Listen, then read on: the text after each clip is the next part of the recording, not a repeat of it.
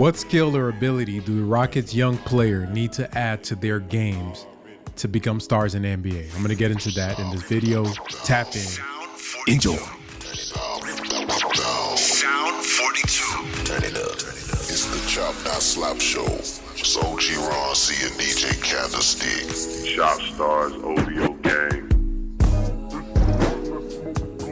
DJ Candlestick.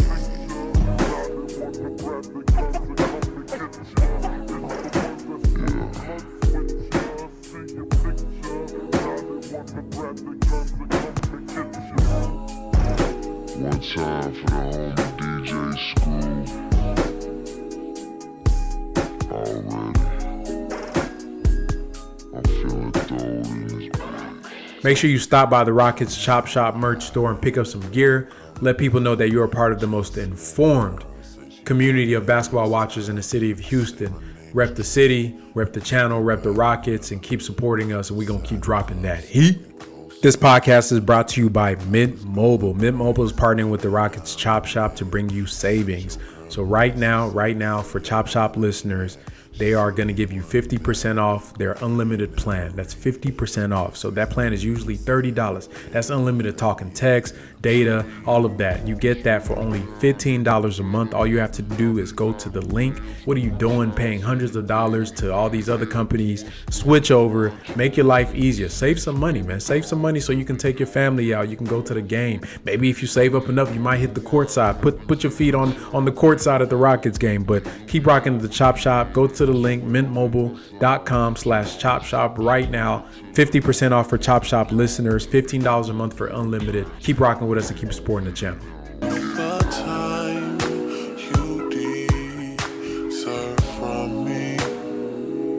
This is something I know. So this coming season for the Houston Rockets is a big season for them. Obviously going into phase 2 and whatever that looks like, we do expect the team to win more games, right? We don't expect to be a bottom feeder team. We may not be the best team or may not make the playoffs, but wins are definitely expected. That's expected from the coaches and the ownership and the front office. And I would say for most of the fan base, some of y'all, especially on this channel, y'all a bit high on where you think the Rockets are going to rank this season. I'm not as high as, most people. I have a very conservative view of how many wins we're going to get. But regardless, for us to take that leap to the next level, we're going to get contributions from some of the vets we've added. Obviously, the coaching staff is going to be a big part of that. But the majority of the work is going to be these young guns we got on the team. So I wanted to discuss what would each of our young core players, and not the ones we just drafted, because I have not seen them play in the NBA yet, to really assess their game against the NBA landscape. But for the guys that we currently have on roster that have played in the NBA under Steven Silas, I'm talking about Jalen, Jabari, Tari, and Alperen Sengun, and I'm gonna throw KPJ in there just for fun. So I'm gonna talk about what they need to add to their game this coming year and going forward for them to reach their full potential, whether that be a star player or a very elite player in the NBA. Now, this is all theoretical. This is all, just me throwing my ideas out. But y'all let me know, what do you think about what they need to add? You can always comment on this video, or you can just put it in the chat. But y'all tap in. I hope y'all enjoy this little exercise I'm doing. And yeah, let's go. So what can Tari Eason add to his bag for him to go to that next level, for him to become the Tari that a lot of the Tari supporters out there and the people that love Tari, which is a lot of us. I'm a big Tari fan. What can he add to his bag for him to get to that next level? For me, it's pretty simple. It's going to be self-creation. I think that's something that he needs to display, especially this season. I love what I saw during Summer League this year. Some flashes of him being able to play make, create offense for others, being able to initiate, out of the high pick and roll, get downhill and dish it off, get into a little bit into his mid-range bag, get into some dribble situations where he was able to isolate against mismatches and things like that.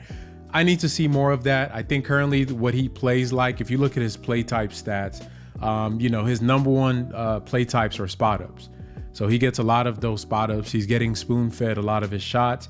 Then it goes into transition at 22.6%, which we see. He's going to shoot threes. He's going to wreak havoc in transition. A lot of times miss layups and get the offensive rebounds back.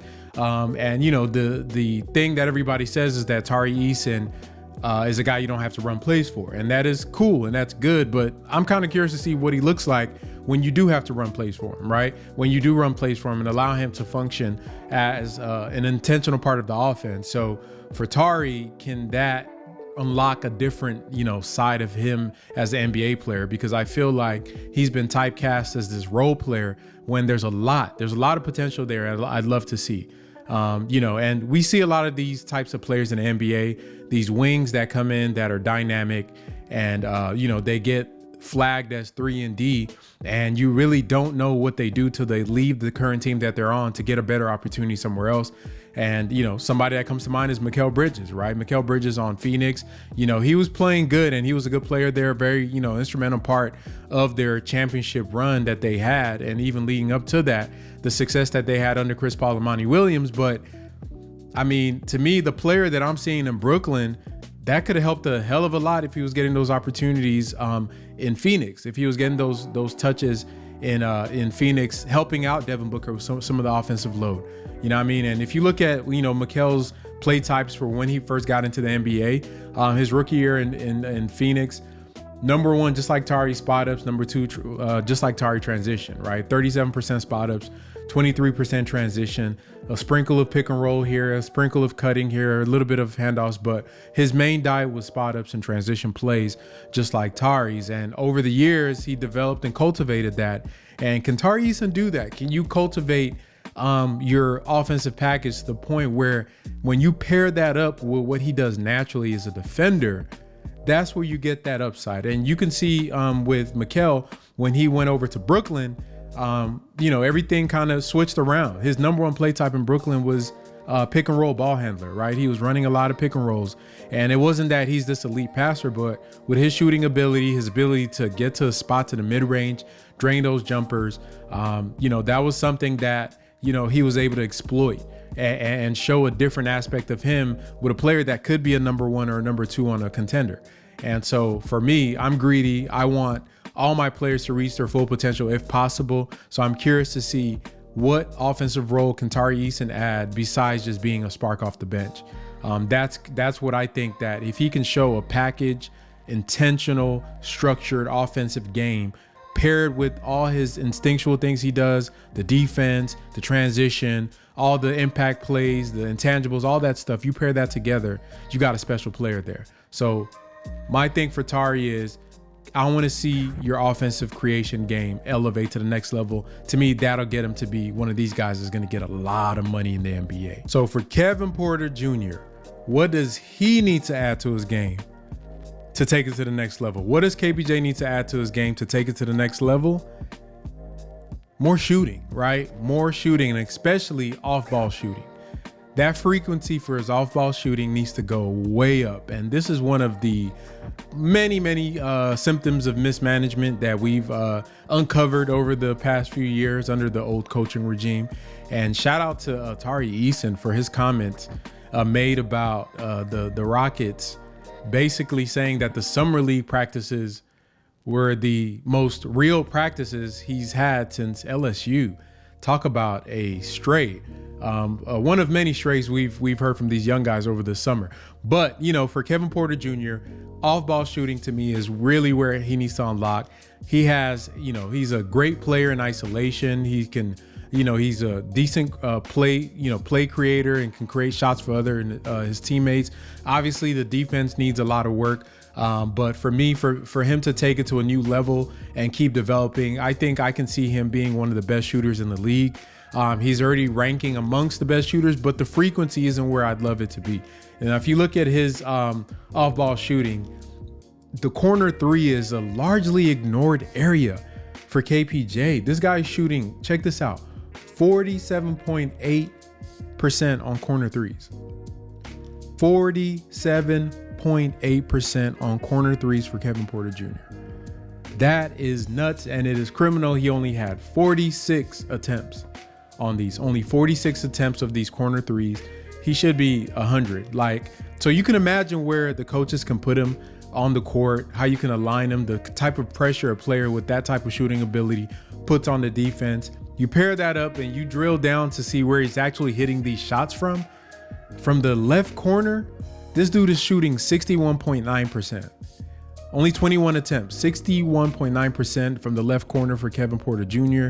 And we know when we watch the games, these are those shots that it doesn't matter if the guy is damn near falling on him, he's going to hit them hoes. Like, he is like, that's the shot that he makes. I know if he gets a kick out to the left corner, it's cash. Even, you know, he makes some of them where he's a little bit behind the basket. And y'all know the shots I'm talking about.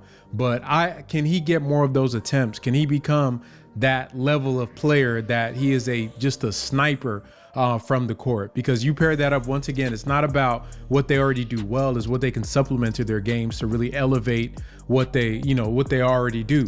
Can he add all of that to the bag he already has? If he's a player that's able to play decent defense, he can, do all the things he already does with the shot creation, the playmaking. You pair that up with high volume 3-point shooting at that rate, at that level.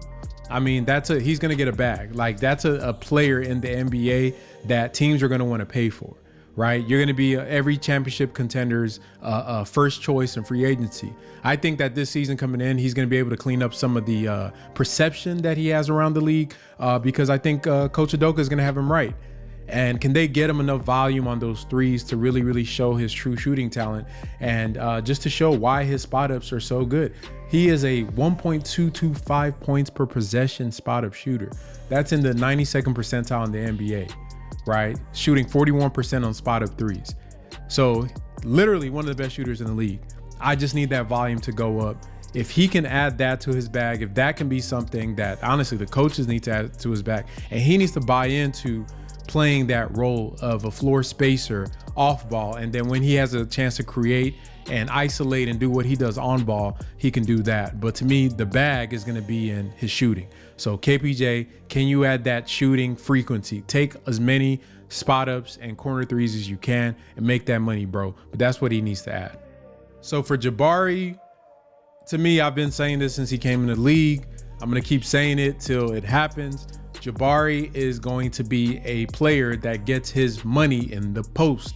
So Jabari, the skill that he needs to work on and watch out for going forward to take him to that next level is going to be his post work. That post work is going to be the next level for Jabari Smith. We saw flashes once again in Summer League. You saw flashes during the season, but not enough for me. Not enough for me to see, like to really, really, really start to say, yeah, this is it. So I need to see a lot more of that from Jabari because as I know in the NBA, if you can get to a spot on the court where you can get to a shot that is damn near unguardable, then you can be one of the best players in the league. And then you pair that ability with what he already does well on the defensive end of the court. Some of the things that he's going to work on playmaking, which is going to be paired up with the post play. Then you get a very special player, given his wingspan, given his height, his length, his just all the intangibles that he already has. That's a very special player. So right now, Jabari is only getting 7% of his shots in the post. A large majority of Jabari's shots were spot ups. So if you guys remember the old video I did, basically talking about how the Rockets players were being utilized, Jabari he was being used as a role player, spot ups and transitions, similar to Tari. And literally the coach said they did not run plays for him, which is still wild to say out loud. But that is how Jabari is being used. Can he be a player that you can really unlock when you get him in that mid to high post where he can punish smaller players? So we look at the frequency, 7.1%. He's shooting. This is from not Summer League. This is from the season. Jabari is actually shooting 49.2% from the post up. On his post up, damn near 50% from post up. I said that before he even started playing for the Rockets, that I say one day he's going to be a 55% post up shooter. Now, the only problem is only 78 possessions, once again, criminally underused in this aspect of his game. That 49.2%, and you look at where he's actually more efficient from, that left block, that same left block where he hit that little fadeaway in Summer League from, that same left block where he has a couple turnaround plays that he does, that's going to be the spot, right? The right block, he can work on that. That 38% is a bit too low for a post-up shot, a shot inside the three-point line. But that left block, man, 51.9% from the left block in those post-ups that he's getting. You think about it in the NBA, like you think about all the great players that win championships over the years, and save Steph. So we'll take Steph out because he's an anomaly. But you think about most of the other players, a lot of them. Talking about MJ, you're talking about Kobe, you're talking about Wade, you're talking about LeBron, you're talking about all these guys, Jokic, all these just great champions. A lot of them are doing this out of the post. This is what the game slows down. You talking about Kawhi on his run in Toronto. The game really slows down in the playoffs, and that post becomes really the spot where you want to be able to get there. It slows the game down. Everything is in front of you. You can attack mismatches and see where the defense is coming from. And once they commit to you in the post, here's what Jabari needs to do: pass it out. And that's where his game can really evolve to the next level. All the other stuff he does is great. He's one of the, he's a pretty decent. He's one of the best young transition pull-up three-pointers. When he has the ball in transition, y'all know the shot I'm talking about, that walk-up three he does. I mean, he's shooting like damn near 50% on that. I forgot what the actual number. It's like 50% on those shots where he's dribbling in the transition and just pulling up into a three, to the points where teams are picking him up full court. I don't know if y'all noticed, teams were picking Jabari up full court because of that. But to me, the three-point volume, whatever, I think he's in a good range right now. I don't need Jabari taking 15 threes a game. Like, take your, 5 to 8 threes as they come available. If you get to your spot in transition, I think he's good from one of the corners. Like, get to your spots, maybe a couple pick and pops here with the guards if he's playing the 5 or the 4, or just some things that are in the rhythm of the game, but no forced threes. But switch out. And this is something I'm excited about what Coach Udoka is going to do, because I saw them do it a lot with the Celtics and Al Horford and the guards. When they would run their dribble handoffs or their pick and rolls, a lot of times they would let the big slip into the mismatch. Or if it was the smaller guard that they were picking on, doing a guard on guard screen, and they wanted to get, like, let's say they want to get Jabari to attack a small guard like Jaden Ivey or somebody like that, like he did in Summer League, then that's also a mismatch they would take. So you have mismatches for the perimeter players, and you have mismatches for the players that are gonna be getting into the post. And I think for Jabari, if he sees a small trying to switch out on him, or they got a small guard in him, call for that screen, bro. Or you want to get, you see a mismatch, a guy you can pick on, call for that screen. Get in there, get to your spot, get to that block, man. Get to that left block, get in your bag, and shoot that 51.9%. And hopefully, as he gets stronger, that number goes up to the mid 50s. You know what I mean? It can even creep up to the 60s. And with his release, with his height, and his ability to shoot from that level, unstoppable. You add the clutch gene, big shot Bari, throw him the rock, fourth quarter, 3 minutes left, close game. It's grinding down to a halt. Y'all remember how it was when it was Cleveland versus Golden State in 2016. They didn't score a bucket for like 6 minutes. That's how it is in the playoffs. All that fancy stuff go out the way. You notice a lot of the teams that live and die by the threes, it's really hit or miss. But if you got a spot like that where you can get in the post, throw Jabari the ball, let him cook, let him get to his shots, let him do the Dirk, the KG. We've seen it over and over again. The Kobe, the Jordan, like, get to your spot, bro. And all I need is we can play off of that. Then they start tripping and committing on him. Jalen, you got it. Şengün, you got it. Let's run some screens. Like, there's so much you could do from that. But for him to get to that level, he has to be able to be consistent and get a lot more frequency from the post-ups, and also be able to pass out of it. That vision from that post is also important. That's why LP is a bad boy. Like, you got to be able to pass out of the post. That's why Dream was such a bad boy, right? You got to be able to pass out of the post. It's one thing to be able to do it, but if you can't pass out of your superpower, then you're not doing anything. So I think if Jabari Smith improves on that post up, bro, to me, I think he's going to be a star. I think he's going to be a star because I trust his work ethic.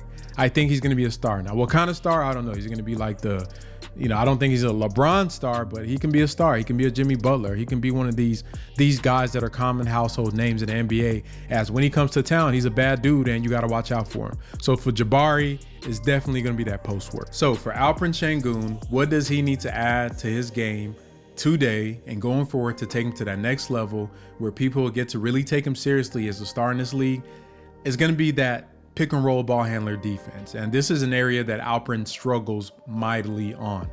If you look at him, he gets a bad name around, fan bases in the league as a bad defender, but he's not really a bad defender. Alperen, we've seen him perform in key moments. One that comes to mind is the game against the Philadelphia 76ers when he had to guard Joel Embiid.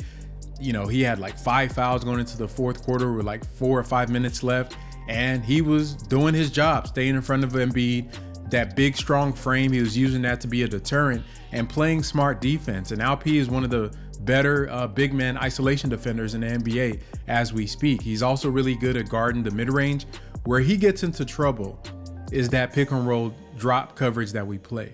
And there's multiple reasons why, he looks so terrible at it. And, the blame can get spread around, very evenly if you think about it. Reason number one is that himself, he is not good in that space. When he's playing the drop, guys are getting open shots. When they're coming off the screens, guys are getting to the basket pretty much at will. A lot of times he finds himself in no man's land. And one thing I noticed about Alp, he loves to overhelp and overcommit to things. And so, you could factor a lot of that to his youth and, things that he can grow out of as his defensive awareness continues to grow. But that is something that he does a lot. Another factor in the reason why he struggles in the pick and roll is the team was bad at defense, right? Pick and roll is not a one-man defense. When you're defending the pick and roll, you're in a drop coverage. You're going to be sank down into the paint or wherever that screen is being attacked from. And then you have to rely on the guy that's guarding the guy with the ball to be able to get around the screen so he can be a deterrent for the guy driving at you. If the players are driving straight at you and the guys that are supposed to be guarding them are getting washed by the screen like Jalen and KPJ routinely did, then you're basically 2-on-1 a lot. And that was a lot that was going on with the Rockets. Another factor in that is just adjusting the scheme and adjusting the looks that you give to teams based on their personnel and the type of offense they run. And this was something that Stephen Silas struggled at, was adjusting to personnel. Case in point, Dame Lillard, 70-something points on our heads. And we kept on playing the drop. Like, stuff like that is just crazy to me, that you can have a team that has players like Dame, like Steph, like Clay, all these snipers in the NBA nowadays, and you can still keep that same defense out there. It just makes no sense. So all of that factor in, at the end of the day, this is something that Alp needs to get better on. And I'm curious to see how he gets better on this going forward, because I think a lot of this is going to determine his role on the team long term. But let's get into the numbers with him. So digging through the stats, I was able to find some interesting data about Alperen and his pick and roll defense. Now, this is not pretty, but if you look, he is currently ranked as the 28th out of 29 eligible players, in front of Mason Plumlee, is having the worst points per possession given up to pick and roll ball handlers, which is not good. This is a lot of the reasons, like I said, when people are skeptical about his defense, this is what they're seeing, is this. And if you look at Mason Plumlee, which, he's out of there at 29, that's not where you want to be. And this is old Mason Plumlee. You also look at the names on there. Interestingly enough, who's next? Al Horford. But there's a difference between Al Horford and where he gives his points up and where Alp gives his points up. Jakob Poeltl's on the list, Jonas Valanciunas, and Rudy Gobert. So the points per possession given up in pick and roll is not necessarily the issue when you're guarding those. It's really where you're giving up those points and where those points are coming from. And I'll get into that a little bit more in a second. So now this is the other side of that list, the other spectrum of pick and roll ball handler defense. These are the guys that are elite. Look at the names on this list. You got Jared Allen, you got Nikola Vucevic, Steven Adams, Kristaps Porzingis, and Nikola Jokic. So once again, it's not typically related to an archetype. So it's not because Alp is one of these, like he's not a rim protector like DeAndre Jordan, that he can't be a good defender. It's simply, a lot of it is schematics, but it's on him. He just has to get better at moving his feet. He has to get better awareness, and the team overall has to get better to be able to assist him so he can trust them. So this is something that is achievable to him. You see on that list that Jared Allen at 0.8 points per possession is super elite. Nikola Vucevic at number 2 at 0.805 points per possession is also very elite. Not a wonder why the Bulls have the 5th ranked defense in the NBA with a center like him. It's all about where you are giving up these shots, okay? So remember I told you guys I was going to show you guys the difference between a Al Horford points per possession given up and Al P's. Let me show you now. So as you can see, the difference that it really comes into with these guys is the zones that they are allowing. Like you can see Mason Plumlee is the worst on the list here. At the rim, he's given up 62%, which is criminal, right? He should be arrested for that. Field goal percentage, not too bad for players. And what these percentages are looking at are pick and roll ball handlers as they're coming off the screen. So as the guy comes off the screen, he gets a screen from his big man. Now, for that split second, you get your big man in a drop on the defense, and he's looking at his teammate getting screened by the other team's big, and he's looking at whoever this guy is, whether it's Dame, whether it's Harden, whether whoever's coming off the screen. Now what happens? So if the player gets to the rim, for a guy like Mason Plumlee, that's 62% of the time that he's getting a bucket dropped on his head, which is terrible. If they shoot a field goal altogether, whether it's any type of shot on the court, 43% for Mason Plumlee. And then if they shoot a three for Mason Plumlee, meaning the guy comes off the screen, is already at the 3-point line, just pulls up and hits that three, then, it's 44%. So you can see Mason's issue is the rim. He gets killed on the rim. Alp is better at rim protection at 57%, but that's not good. 57% is not going to cut it. That's not going to cut it in the NBA. You can't really live off of numbers like that on a contender. Then you look at his field goal percentage at 46%, which isn't terrible, but it definitely should be better because he can be better. And then here's where the dagger is for Alpert.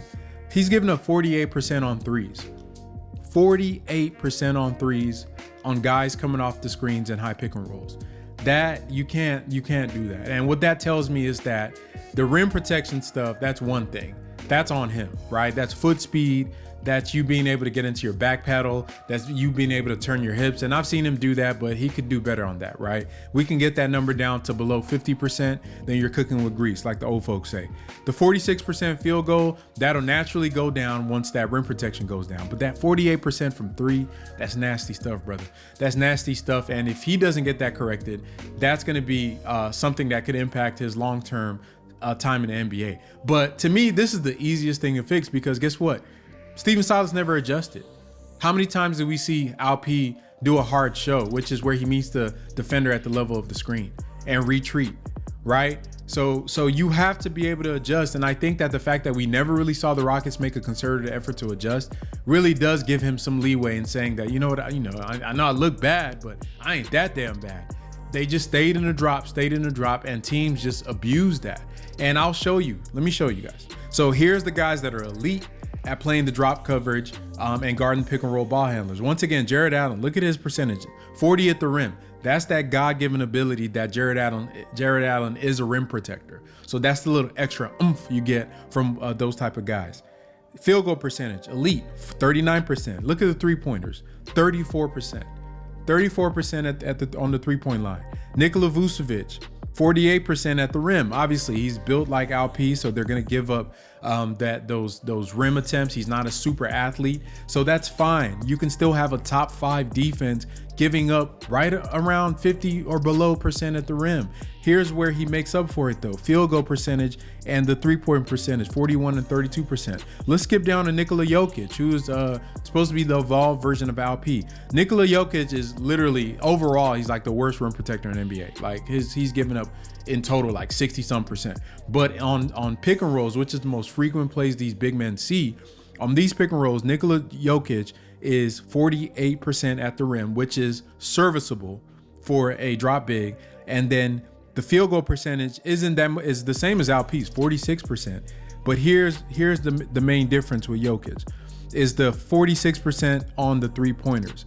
That little extra 2%, the 9% off at the rim, and the 46% gets him to be 5th in points per possession on pick and roll ball handlers coming off screens. These are minor adjustments. You're telling me that a couple plays of Alperen Sengun being able to, give a hard show or trap, or be able to not be in a super deep drop, or be able to, just double team a guy off a screen, like a coach that will make an adjustment to say, hey, this guy's been going off. He got 50 and it's the first half. Why don't we try trapping him? You don't think that's going to impact those numbers? So for him, like all of this to say that for Alperen, if he wants to be a player that is taken seriously in the league, and I think that this is an easy fix. And I know that this season is going to be so important for that kid to be able to show this to the NBA.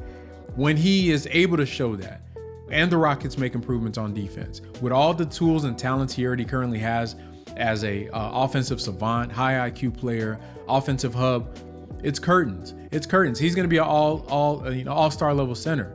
You know what I mean? This is a guy that if you give him enough, competent offense with competent players around him where the offense is flowing naturally, he'll give you 18, 11, and 5. Just waking up and showing up on the court. Out of shape, in shape, 18, 11, and 5. And I don't think Alp is going to be a guy that's going to be dropping 30 and 40, but he's going to be a guy that's going to be one of those analytics darlings. And, once those type of players start getting into their own, the NBA catches wins, the voters catch win. If the Rockets start winning, I wouldn't be surprised if Alp is going to be one of the guys that's, going to the All-Star games and, getting votes for all NBA teams. So if he adds just that little extra to his pick and roll ball handler defense, stop giving it up both ways. Pause. Stop giving it up both ways. You can't get I'm gonna just say you can't give it on the front and the back. You can't give up the threes and the layups, man. You getting it on both ends. Pause. So he just has to, he has to adjust that part of his game, and I think that Coach Udoka is gonna help him do that. So for Jalen Green, the thing that he can do, and if he does this, I'm gonna make a bold prediction. If Jalen Green improves on what I'm about to say, he can average 30 points in 2 years from now. 30 points. If Jalen Green improves on what I'm about to say, he's going to average 30 points 2 years from now. And Jalen's skill that he needs to add to his bag today and keep getting better at it is drives. Drives. He needs to drive to the basket more because Jalen currently right now is one of the most fouled players getting to the basket in the NBA. He literally is the most fouled player getting to the basket in the NBA. The issue is that he is not doing enough driving to the basket. So Jalen averages 12.9 drives per game currently this past season, which will have him ranked for 18th in the NBA. And I did some filters to remove some random, rates that are just super high. But for the players that actually drive the ball, he'll rank 18th out of the entire league in players that are driving. On fouls on drives, he is at 13.1%. On his drives, he gets fouled. That's number one in the NBA. Number one in front of SGA.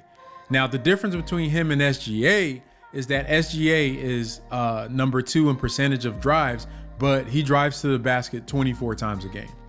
So that's damn near double the drives for SGA compared to Jalen. And Jalen is getting fouled 3.4 times while SGA is getting fouled 5.8. So about a 2 foul difference. So if you double Jalen's drives, he's going to be getting pretty much 6 or 7 fouls per game because he is so explosive. When he drives to the basket, it's a different type of drive that you would see from a lot of players because he is at the rim so quick and he is so explosive to get into his jump that a lot of the defenders are late in their attempt to contest him and they end up fouling him. So he needs to drive more. And not only drive, well, he needs to make his layups and he needs to also pass more. If you look at his field goal percentage on drives, 44.3%. That's 41 out of 43 eligible players. Look at his pass percentage. So this is when he's passing out of the drives, right? Dishing the ball out to a teammate. 24.8% of those drives end up in passes, which is 41 out of 43 eligible players. And shout out to Fred VanVleet, his number one on the list for drives that end up being passed, which is he's at 57.7%. So more than half of Fred VanVleet's drives are kickouts, which is another reason why he's a perfect fit for the Houston Rockets and Coach Udoka's system. And I can see why they wanted him to come to Houston. He fits that offense down to a T. The only problem is when he does drive and tries to score, he's not that great. He's down there with Jalen on the efficiency on drives, but he's more of a passer with his. And for Jalen also, just like with Jabari, if you're going to have a superpower, what you don't want to do is turn into a tunnel vision god when you're driving downhill. Don't get into the post like I'm talking about with Jabari and try to shoot over 10 people, right? Use your superpower that bends the defense to be able to create an opportunity for your teammates. And right now, Jalen is only assisting on 5.9% of his drives, which is 41 out of 43. So that is at the bottom of the barrel in the NBA. If he can increase his drives, pass out more, get up more, get your assist percentages up in that's easily something that's going to take his game to the next tier. Right? Something is going to take him to the next tier. So right now on his drives, he scores 0.68 points per drive. So that's every time he drives to the basket, he gets about 3/4 of a point from that. And with the number of drives that he does right now, if he just adds four more drive, he's going to add 3 more points to his overall total. So this is why I think he can average 30. Assuming that Jalen does not get more efficient, right? He had an inefficient year last year. He shot like 35 from 3, 41 from field goal, 78 or 79 from the free throw line.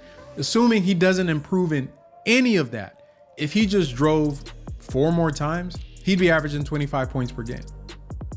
So, I'm factoring the fact that he's been working out to get bigger, because that also impacts his ability to be able to drive more without feeling like he's getting beat up. We've seen that, a lot of these 2 guards and the guards in general, getting more muscular bodies, getting your bulk on is what's going to help you be able to take that punishment. A lot of people take what James Harden does, and LeBron and these kind of burly guys going downhill into the paint over and over and over again for granted. That's not an easy thing to do. To be getting slammed to the floor and these bigs are just whacking you. So pause. And so that's not an easy thing to do. So for him, that's why I said in 2 years. This year, he's probably already put on 10, 15 pounds. Once, year 4 comes around, contract season, he's probably going to add another 10 pounds. Jalen Green at 215, 220, still explosive, better, more efficient shooter. He was doing stuff as how he weighed and looked and was inefficient, scoring 22. Now, obviously, the shots are going to go down. I don't think he's going to get, a bunch of shots. But with just picking up his efficiency, he can easily average 30 in this league. He scores so easily that I just can see him doing it. So that's what he needs to do. And if he can do that, and obviously something he also has to add is defense. If you can score 30 and you can clamp the other team's best, whether it's guard or you get switched out on the wing, you get a little bulkier, you can play on defense against 1, 2s and 3s and just be a deterrent against others like 4s and 5s. Then he has the path to me, and his path is the easiest, because I think these are things that he's naturally going to just get better at. He has a path to be like a top 10, top 15 player. He really, really does. And I think that for the core that we have that we've seen play, I'm not counting Amen, and I'm not counting Cam and any of the new players, but for the core that we've seen, the core 4 and Kevin Porter Jr., I think Jalen has the easiest path to be able to get to that level. He's already on Select Team USA. He's already getting all this attention. Everybody knows who he is, for better or for worse. He has the path to do it. The choice is going to be his to make. Does he have the prerequisite work ethic and mentality? I think he does, to be able to cross that threshold of greatness. I want to see that this season. I want to see all the stuff that he's learning from Team USA, from working with Fred, having vets around. Does that culminate in him becoming a more efficient and a smarter player that's able to use his skills to leverage the defense and punish him for it by kicking it out? Y'all let me know what y'all think, man. Who is the person that you think has the easiest chance to be able to add their skill to their games and elevate to the next level? And if you want, you can list the players that I listed in this video or in this podcast and let me know what skill do you think they need to add right now to become better. Y'all let me know in the comments and in the chat. Appreciate y'all boys for rocking with me, trying to make this, these sleepy days, waiting for the NBA to start, trying to fill the void. But y'all let me know what y'all think. Keep rocking with the Chop Shop, and we're going to keep dropping that fire.